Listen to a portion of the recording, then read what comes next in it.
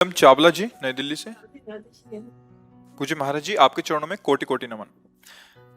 महाराज जी, भगवान की महान कृपा से मेरा मन कथा कीर्तन सत्संग की ओर बचपन से ही रहा है। मुझे प्रभु पर बहुत बहुत बहुत विश्वास है और विश्वास के कारण ही हर स्थिति परिस्थिति में हमेशा शुक्राना करती हूँ।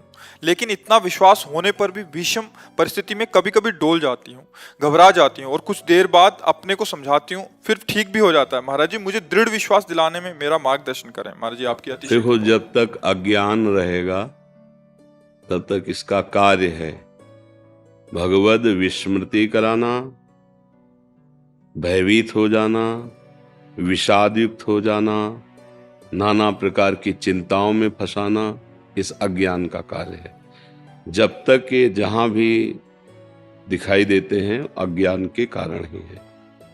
जब हमें विश्वास है कि भगवान है, जब हमें ये विश्वास है कि भगवान बहुत करुणा में है, जब हमें विश्वास है कि हम भगवान की शरण में हैं, जब हमें ये विश्वास है कि भगवान अपने शरणागत का अमंगल नहीं करते, मंगल भवन है, फिर हमें घबराने की क्या जरूरत है। बहुत अच्छे से समझ लो तो और विश्वास प्रकाशित हो जाएगा।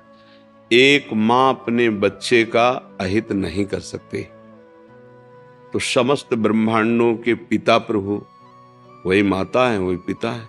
वो स्वयं कह सब मम प्रिय, सब मम उपजाए, सब मेरे से प्रकट हुए, सब मेरे बहुत प्यारे हैं। जब भगवान सर्वत्र हैं तो जहां आप हैं वहां हैं। बात मानते हैं आप? जब भगवान सबके हैं तो हमारे भी हैं। जब भगवान मंगल भवन है तो उनका कोई भी विधान अमंगल नहीं कर सकता। भगवान सर्वशक्तिमान है, उनके होते हुए महान ऐश्वर्यवान है। ये मुझे दुखद परिस्थिति प्राप्त हुई है तो जरूर कोई न कोई इसमें मंगल विधान है। हमें दिखाई नहीं दे रहा, हमें लग रहा है कि यह अमंगल है, पर वो है मंगल विधान। परिणाम में जब आप देखेंगे तो आपको मंगल, क्योंकि आप भगवद आश्रित हैं, तो आपको मंगल समझ में आएगा। देखो, रोग हो जाना, धन नष्ट हो जाना, शरीर का कोई अंग भंग हो जाना, या कोई ऐसी बाहरी परिस्थिति बिगड़ जाना, ये हमारे बहुत जन्मों से कर्म है, शुभ और अशुभ। और भगवान का विधान है जो शुभ अशुभ कर्म है वो आपको भोगने पड़ेंगे। भगवान का विधान अवश्य में हो, मतलब निश्चित भोगने पड़ेंगे। फिर भजन का क्या प्रभाव रहा? अगर हमें भोगने ही पड़ेंगे तो आशीर्वाद संतों का क्या रहा? भजन का क्या प्रभाव रहा? भोगने तो पड़ेंगे ही ना। उसको अच्छे से समझो। पूरा स्टॉक लगा हुआ है संचित कर्म का। भजन से, संतों के वचनों का पालन करने से, गुरुजनों की वाणी का पालन करने से पहले वो भस्म होगा जो आपका संचित जमा है। अभी वर्तमान में जो आपके कर्म हो रहे हैं इनमें सुधार होने लगेगा। इनमें जो गलतियां हो रही हैं, क्योंकि आप शरणागत हो, तत्काल आपको दुख होगा, जलन होगी, उतने में क्षमा कर दिया जाएगा। अब जब शरीर रचना हुई थी तो उसके साथ पूरे जीवन में निर्णय कर दिया है, इस वर्ष में इतना दुख, इस वर्ष में इतना सुख, ये रोग इस अवस्था में, इस अवस्था में ये विपत्ति, वो पहले से रच गई है। भगवान उस विधान को नहीं काटेंगे। जो कानून हमारे देश का बना हुआ है, ये नहीं कि आप बहुत बड़े पद में हो तो उस कानून को आप मिटा दें। अगर कहीं विशेष पदाधिकारी राष्ट्र का जो है, अगर उससे भी गलती हो जाएगी और न्यायाधीश साबित होने पर उसको भी दंड दे सकता है, क्योंकि कानून नहीं मिटा सकते आप। कानून को आप नष्ट नहीं कर, तो भगवान का बनाया हुआ कानून है। शुभ अशुभ कर्मों को आपको अवश्य भोगना पड़ेगा। भजन और संतों की कृपा का प्रसाद, जो आपका संचित कर्म है वो भस्म कर दिया गया। जो आगे नवीन कर्म हो रहे हैं, जिसे क्रियमाण कहते हैं, उनमें सुधार हो, और जो गलतियां होंगी उनको बहुत कम कष्ट वर्तमान में ही देकर, उसे लिखा पढ़ी में नहीं डाला जाएगा, वर्तमान में ही भुगता दिया। अब जो शरीर की रचना हुई है वो भोगना पड़ेगा।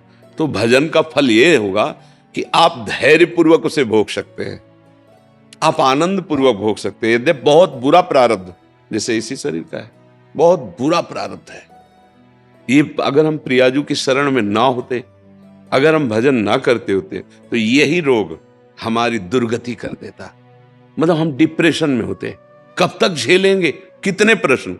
कोई प्रश्न नहीं, कोई शिकवा शिकायत नहीं, कोई चाह नहीं। अभी शरीर छूटे या 10 वर्ष बाद छूटे या 10 मिनट बाद छूटे, उसके लिए एकदम तैयार है। क्यों? क्योंकि प्रभु का आश्रय लिया, जो बना उनका भजन किया, तो उनकी कृपा से बल आ गया सहने का। हर परिस्थिति में एक आनंद बना रहता है। ये अंदर की बातें बताई नहीं जाती।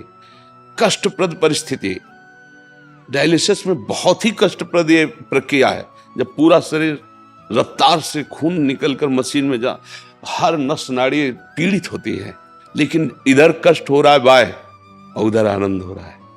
एक अद्भुत आनंद, एक अद्भुत शीतलता, एक अद्भुत, मतलब उसका वाणी से वर्णन नहीं। ये है, अगर हमें प्रभु पे विश्वास है तो किसी न किसी मेरे कर्म का फल भुगताया जा रहा है। पर उनका दुलार देखो कैसे भुगताया जा रहा है। 1:30 बजे रात्रि से उठ के दिनचर्या शुरू है, सत्संग हुआ, श्री जी की सेवा, वन विहार, आप लोगों से भगवत चर्चा, कैसे समय व्यतीत करवा रहे हैं। यही अस्पताल में व्यतीत हो सकता है, व्हील चेयर में बैठ के चल सकते। हालत चिंतन खराब, कब तक कब तक, क्या कैसे, क्योंकि ये तो मृत्यु पर्यंत के साथी है। ये ऐसा थोड़ी कि कभी ठीक हो सकता है। अब जितना जीना है भयंकर कर। अब क्या है, अगर भजन ना होता तो बोलो क्या दुर्गति होती। इसीलिए हम कहते हैं जो आप भजन करते हैं, सतमार्ग में चलते हैं, तो आपको पता नहीं आपका गोदाम भरा है कर्मों का, उससे वो भस्म होगा। पहले आपको जो दुख और सुख के जाल में फंसाने वाले कर्म एकत्रित हैं, उनका नाश होना है। वो किसी और से नाश नहीं होता, वो भगवान की शरण से और भजन से होता है। जो गुरुजन भजन देते हैं तो कटे कर्म बंधन संसारी, संसार में बांधने वाले कर्म बंधन कट गए। कटे कर्म बंधन संसारी, सुख सागर पूरित अति भारी, विधि निषेध श्रृंखला छुड़ावें और निज आलय बन आन बसावें। आलय बन बसत संग पारस के, आयस कनक समान भयम, छूते ही लोहा सोना हो गया। ऐसे ही भगवान उस जीव को भगवत स्वरूप कर देते हैं जो शरण में हुआ। भजन, भजन का फल है कैसी भी परिस्थिति में हो तुमसे धर्म के सिवा अन्य कोई आचरण न बने, भगवान के सिवा कोई अन्य भरोसा न हो और तुम दुखी न हो। अंदर से तुम दुखी न हो, बाहर से चाहे जैसी परिस्थिति हो मुस्कुरा के निकल जाओ, ये सामर्थ्य, और फिर इस दुखद संसार में आना ही ना पड़े। यह है भजन का फल। तुम्हारी बुद्धि शुद्ध हो, तुम जितेंद्री हो, तुम धर्मात्मा बनो, इससे बड़ी शांति और क्या है। हम समझते हैं रुपया मिल जाए, शरीर स्वस्थ हो जाए, तो हम कर्म ऐसे कर रहे हो, शरीर स्वस्थ है, निंदनीय कर्म कर रहे हो, क्या फायदा ऐसे स्वस्थ शरीर का। खूब रुपया है, गंदी जगहों में खर्चा कर रहे हो, गंदी आदतें, बड़ा क्या फायदा ऐसे रुपया का। पूरा जीवन पशु की तरह व्यतीत कर रहे हो, दूसरे का मांस खा के, शराब पी के, व्यभिचार कर, क्या ऐसा जीवन भैया। अगर धर्म से चल रहे हो, भले सूखी रोटी खा रहे हो, तो आपका आगे जो भविष्य आएगा बहुत प्रकाशमान होगा। गलत चल रहे हो, अंधकार आएगा, सह नहीं पाओगे, पक्का समझो। जो कर्मों का फल भोगना पड़ता है, भजन ही तो कर रहे हैं भगवान के मार्ग में, भोगना पक्का। बड़े बड़े महात्माओं को इसलिए डरो, कोई गंदा आचरण न बन जाए जिसका परिणाम जब आवेगा, अभी क्या तुरंत परिणाम थोड़ी होता है। तो वो कहते हैं भगवान का क्या तुरंत देना चाहिए, तो हमारे यहाँ कानून भी, भाई मुकदमा चलता है, उसके साक्ष्य प्रकट होते हैं, वही वे प्रमाण है कि अपराधी है, फिर न्यायाधीश, फिर भी उसको चांस दिया जाता है कि आप राष्ट्रपति से प्रार्थना करो, निवेदन करो, अगर वहां से माफ हो जाए तो हो जाए, नहीं तो फिर फांसी। वर्षों लगते हैं। तो हमारा तो बहुत बड़ा हिसाब किताब अनंत ब्रह्मांडों का, लेकिन जिस दिन रजिस्टर सामने आता है वहां किसी वकील की जरूरत नहीं होती, किसी साक्ष्य की जरूरत नहीं होती, फिर जो दुर्गति शुरू होती है, अब वहां कोई देखने वाला थोड़ी होता है दुर्गति का।